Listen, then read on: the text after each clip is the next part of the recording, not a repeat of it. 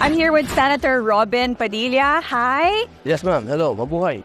Good morning. It's so surprising to see you here at the Philippine Blockchain Week. Can you tell us about your involvement with blockchain technology? Matagal na to. 2014. Hindi ko lang matandaan in 2014 or 15 when they invited me. Then they showed me how it works.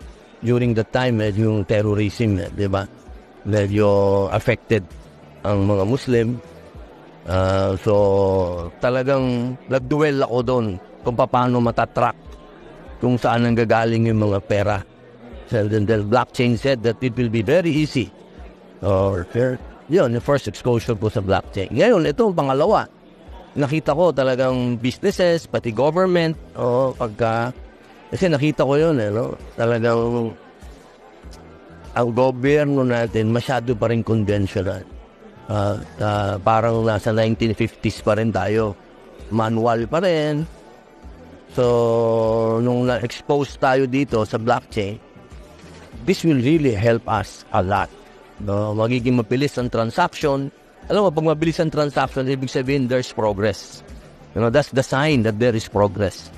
So, pag nagawa natin to, na-adapt ng gobyerno to, maging digital tayo, pati businesses natin, parang same lang din yan ng transport, pagka ang traffic ay mabilis, ibig sabihin maganda ang takbo ng ekonomiya. Ganun din pagdating sa pera. Pag maganda ang traffic ng pera, maganda ang daloy ng pera, maganda ang negosyo pagdating sa transaction, ibig sabihin may progress. So you believe in the power of blockchain technology and how it can streamline maybe enterprises and everything, government services. Everything. Business, government, lahat. Tandaan natin, sabi ko nga kanila, ang power ng mundo, hindi na military, it's technology. Tandaan natin yun. Pagka tayo sa Pilipinas, if we stick on being conventional, not technologically advanced, mahuli tayo. Hindi tayo dapat reactionary, dapat talaga proactive tayo. We have to accept this now. Senator, any legislations in the works pertaining to blockchain technology and any emerging technologies? Well, meron sa Senado, meron kaming pinupush na digitalization ng gobyerno kasi dapat yun ang unahin, di ba?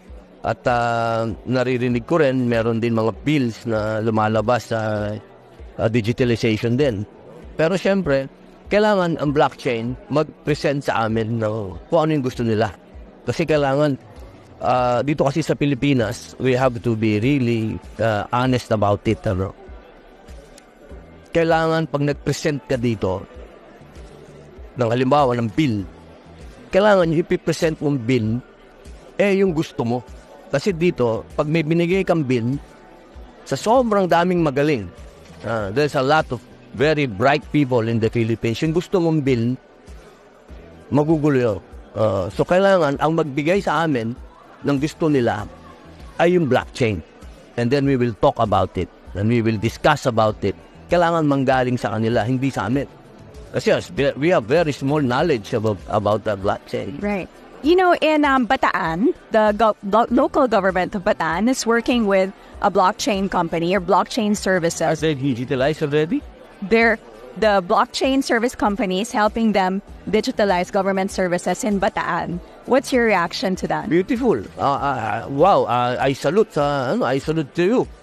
Magaling yun, ang Bataan. Talagang sana kayo ang mag-umpisa. Oo, kasi yung iba takot eh. They are scared. I admire you. Kasi kaya ang kailangan natin, may mag-umpisa. Dito naman sa Pilipinas, pag may nag-umpisa, dire-diretso na yan. And blockchain is, for me, this is like just internet and Google. Dadating ang panahon. Parang din to, madali na lang to sa atin. Ngayon lang mukhang mahirap kasi yung pangalan. Parang, makukulong ba ako dyan? Blockchain. Pero lang to. So you think education is important for people? Definitely. Yeah. Definitely, in all aspects of life, the education is the best na natin yun. Kaya nga yan. Yan ang secret. We have to educate ourselves and let blockchain educate us. That's the only way. I think the whole of Southeast Asia is into blockchain. Well, thank you so much for talking. Very much, ma. Thank you.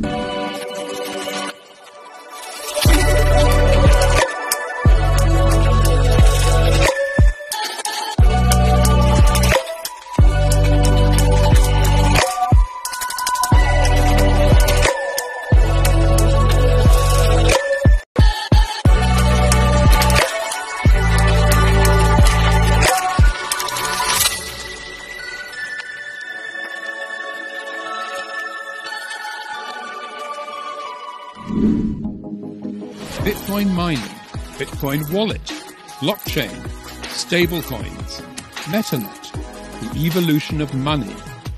Everybody is talking about Bitcoin today, but what exactly is it? Learn the basics from experts. Learn what Bitcoin is, how it works, and why it matters. Blockchain 101, your ultimate guide to the fundamentals of blockchain.